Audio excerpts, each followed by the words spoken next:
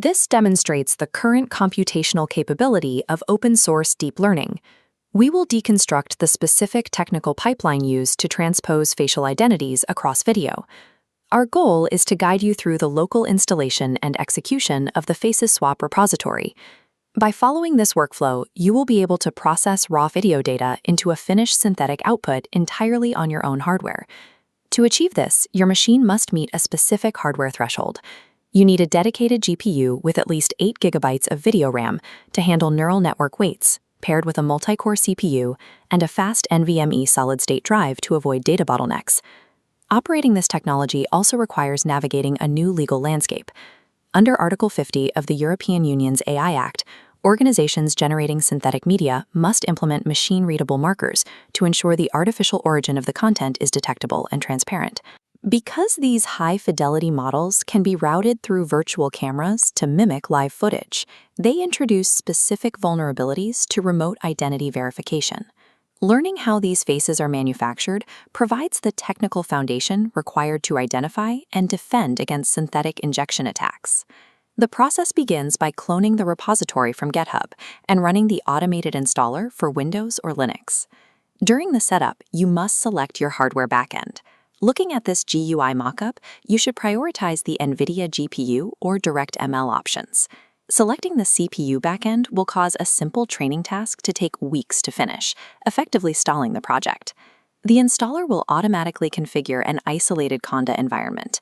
This ensures that the specific versions of Python, TensorFlow, and Keras required by the software do not conflict with other applications on your system. To verify the installation is successful, you will open your terminal and run the command python faceswap.py GUI to launch the graphical interface. Taking these steps to properly initialize the environment prevents the library conflicts that lead to runtime errors during the heavy training phase. Phase 1 of the operational pipeline is extraction. This is where we slice our source and target videos into thousands of individual, standardized facial images. In the configuration settings, you will select the S3DFD detector to locate faces in the frames, and the fan aligner to prepare them for the neural network.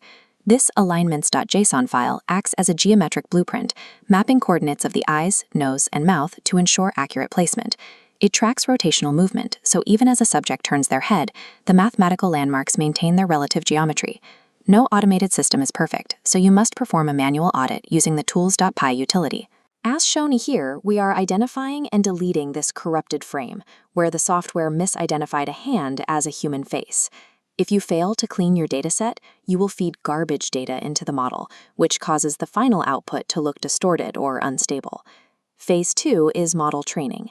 You will point the Training tab to your cleaned directories of Person A and Person B images and select an output folder for the model weights. Based on your available VRAM, you will select a model architecture. High-fidelity variants like Villain or Deepfaker offer higher resolution, but they require the most processing power. During this stage, the shared encoder learns universal features like lighting and pose. You can see here how the initial blurry reconstruction slowly resolves into a sharp, recognizable identity as the neural network iterates.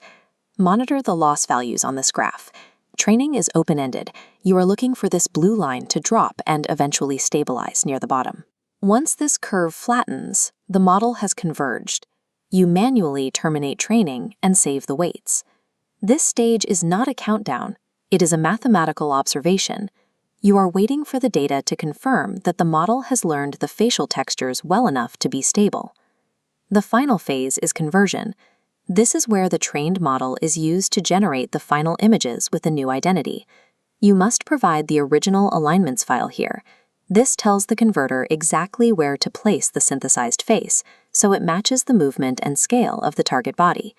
To ensure the new face doesn't look like a mask, you will configure Poisson blending. This tool dynamically adjusts the synthetic skin tone so it matches the ambient lighting of the background in every frame. Finally, you will use the built-in FMMPEG tool to recompile the individual images back into a video file and stitch the original audio track back into the timeline. This reassembly step completes the workflow, turning thousands of neural network outputs into a single synchronized video container. This is the result, a fully rendered video with a seamlessly swapped identity. Reaching this level of fidelity requires technical consistency across the extraction, training, and conversion phases we've just covered. For subjects in more complex environments, you can experiment with advanced masking plugins like Bisonet, which help the software differentiate the face from foreground objects like strands of hair or passing hands. Mastering this local pipeline gives you the technical ability to synthesize digital identity. As these tools become more accessible, it is your responsibility to operate them ethically and within the transparency guidelines established by global regulations.